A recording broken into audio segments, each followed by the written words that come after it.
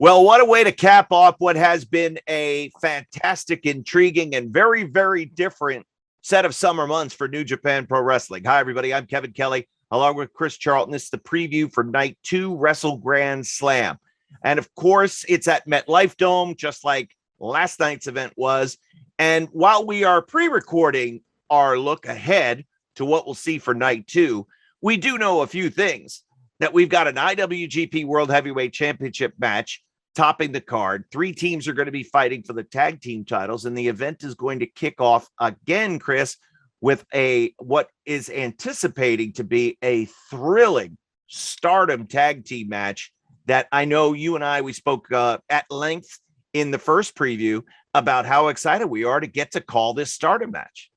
Yeah, it's been really exciting to kind of have this opportunity to bring new eyes to Stardom, really the premier wrestling, women's wrestling organization in the entire world. And here we've got, certainly in my opinion, the premier tag team in Stardom right now, Giulia and Shuri from Donna Del Mondo taking on Momo Watanabe and Saya Kamitani. Now, we saw Kamitani and Watanabe the night prior, September the 4th, in our kickoff match then, and now they're going back up against DDM, but a united side with Giulia and Shuri.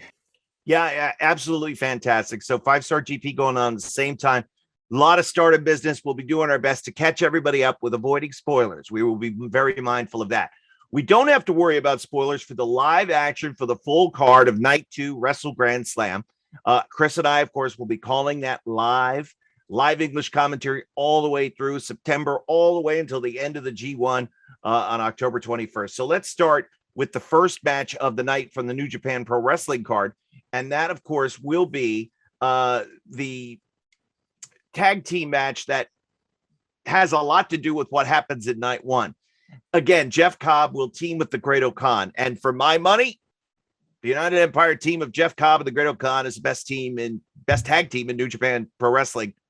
That's not in the tag team scene currently, the title picture. They'll take on Okada and Ishii. So it'll be interesting to see how events on Night 1 affect the tag match here on Night 2. Yeah, and Ishii coming back after this sojourn to the United States, where he was just awesome, and that match against Moose, which I'm still still replaying in my mind how incredible that was. But yeah, certainly there'll be a lot of bad blood still left over from the prior night, and this is going to be an interesting tag team combination. Ishii and Okada, that's a fantastic team. Jeff Cobb, Great O'Khan, that's a fantastic team. But right now, of course, it's all about the G1. It's all about the single scene. And, I've got a feeling that by the end of the night Sunday, if not before then we might know where these guys work out in terms of G1 climax. So I think like Carrier Pigeon. Carrier Yeah. Pigeon will fly into the dome, drop us a note. We'll unfurl it, read the names from a scroll. That's how it happens, doesn't it? Usually, yes, sometimes it's the smoke signals coming up over Korakuen Hall. We'll be fanning. I think that's great, and obviously with the compressed schedule, because everything moved towards the end of the calendar because of the Olympics. So you got the G1 and you got World Tag League, you got Best of Super Juniors, and it's all compressed in the last 3 months of the year. So it's a tight window to get everything in, and we're just really excited. So the first match, of course, has a lot to do with what happens Night 2 or Night 1 rather. Then we jump right into the tag team title matches of junior heavyweight proportions, because when you win Super Junior Tag League, you get the tag team title shot against the champs. Suzuki-Gun's duo of Desperado and Kanemaru got it done, beating Phantasmo and Ishimori to win the tournament. But now can they beat the champs to win the titles, Chris? Desperado and Kanemaru have had Phantasmo and Ishimori's number 3 separate times. So I'd have to say that if they can avoid sudden death, then they've got this opportunity. But, Kevin, I feel terrible about this. And this isn't me. I kind of want Bullet Club's Cutest Tag Team to win. And this is not like me at all, but there's the potential right here, right now. We know Taiji Ishimori, we know El Phantasmo are headed to the United States, and they've promised to take those championships to the US. to Dallas, Texas, to Philadelphia, Pennsylvania, over the next coming months. They want to fight against the best junior tag teams in the US, and that's a very exciting offer, isn't it? That's a very exciting proposal, but but at the same time, it's El Phantasmo. Right, the jerk store called. We're all out of him. Obviously, Bullet Club's cutest tag team. I don't think they included Gato and Dick Togo in that voting, but nevertheless, it'll be interesting to see if the former champs, Suzuki Goons, Kanemaru and Desperado, can avoid sudden death, or if Despy and Kanemaru just bring a saw to the ring and cut his right foot off. Wouldn't that be fun? I think, again, if he somehow avoids the metal detector, but he's been very coy with it. Sometimes he has his super kicking powers. Sometimes he doesn't. I'll be interested to see how it all shakes out. Wouldn't shock me to see new tag champs crowned in the junior heavyweight division. Later on in the night, of course, the junior heavyweight title will be on the line, but sticking with the tag team theme, 3-way heavyweight tag team title match. So Dangerous Tekkers win at Tokyo Dome over Naito and Sonata. Immediately, again, asking for a rematch, just like DT did to Naito and Sonata when they won the belts in Sapporo. But up jumps Yoshihashi and Hiroki Goto. And both teams were sort of like, what about us? What about us? But Yoshihashi and Goto stuck with it. Goto and Yoshihashi really have lit the fire underneath Dangerous Tekkers now to where it seems like those are the two main teams in this tag team title match. I can't wait to see it. Yeah, don't discount Tetsuya Naito and Sonata on this one because it's a 3-way environment. Of course, the first team that gets pinned or submitted, they lose the match. So you don't have to be the champions to be involved in the fall. And I think after everything we saw between Goto and Yoshihashi and Dangerous Tekkers over the last week and post-match attacks and Goto and Yoshihashi in the GTR and GYR to Dangerous Tekkers and Dangerous Tekkers coming out and laying out Goto and Yoshihashi, those two teams are going to be so focused in on one another that's a perfect opportunity for Naito and Sonata, who have smarts beyond any other team and any other competitor in the business, to get in the back door and pick up a win. So I'm going with the LIJ team in this 3-way. What's funny is 2 weeks ago, I had the exact same thought, but opposite. Well, that Naito, Sonata, and Dangerous Tekkers are going to be focusing on each other. Watch Yoshihashi and Goto slip in and steal this thing. Now, I think, again, I agree with you, but don't count out the champs either. It's going to be, I think, a terrific. And Zack Sabre Jr. said it. He hates 3-way matches. He doesn't like them. I have a feeling with all these personalities involved here that this is going to be a different kind of 3-way tag team title match, and it's going to wind up being good. We'll see who emerges with the title. IWGP Junior Heavyweight Championship. We talked about it in the preview of night 1. Robbie Eagles, the champion, beating Desperado at Tokyo Dome, already accepting the challenge of Hiromu before he was even, fully back wrestling on the roster. And Hiromu, of course, the former champion, deserved the first shot. Hiromu by far is the biggest star of the division, Chris. Not even an argument. But Robbie's the champ. Does that mean he hands the belt over to Hiromu? Come on, you're the bigger star. Or are they actually going to fight for this thing? We found out in the Tokyo Dome just how badly Robbie Eagles wants that championship. And now that he's won it, we're going to find out just how badly he wants to keep it. And, I think certainly what we saw in Korakuen in Hiromu's return match against Doki was how he hasn't missed a beat.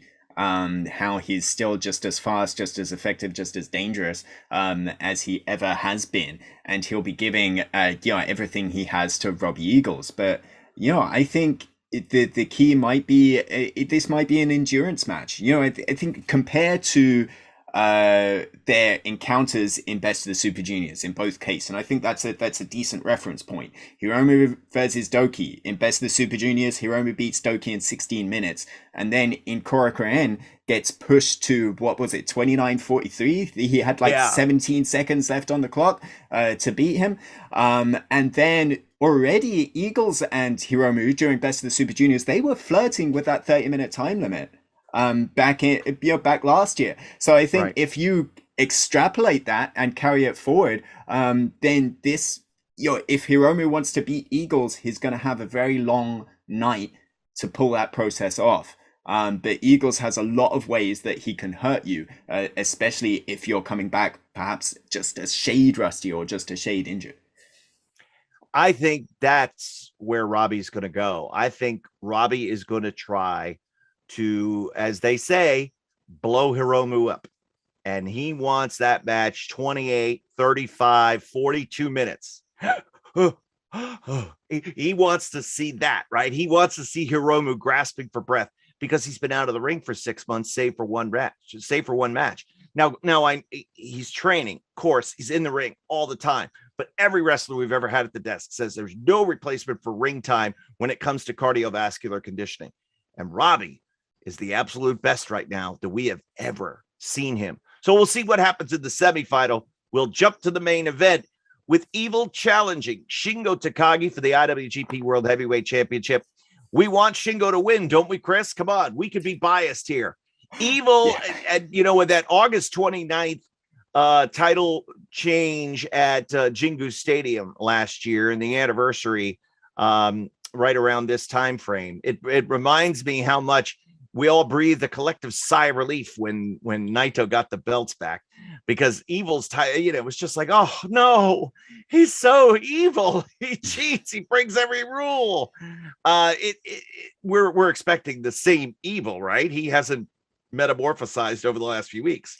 No, there's not going to be a sudden change of heart for Evil. I don't think we can expect that at all. And I think every single wrestling fan is anticipating, hoping for a Shingo victory. I want to see Shingo blow through Evil quick. And I think that's what Shingo wants as well. We saw even Shingo himself said when he was facing Okada, who had come off of COVID, he wasn't particularly sure whether Okada was a little bit gassed, a little bit blown up, whether he had trouble, or whether that was just a mental ploy, lulling him into a false sense of security. But I think you can't ignore that elephant in the room, and I think that the longer the match goes, the more of a problem it might be for Shingo Takagi. But then again, you've got that immense pride of that man. And the immense pride of the World Heavyweight Champion. I mean, hey, let's talk about it. There's a lot of buzz this weekend about a man who hasn't wrestled for 7 years and claims to be the best in the world, right? There's a lot of buzz, about a man that calls himself the IWGP World Heavyweight Champion right now that hasn't had a match in 4 months. So I think Shingo is going to feel very called out and very frustrated and not being able to show just how good Shingo Takagi is. So, I think that we're going to see that tonight. But does the personal pride of Shingo Takagi get in the way of getting results? Because Evil will do anything that it takes to get results.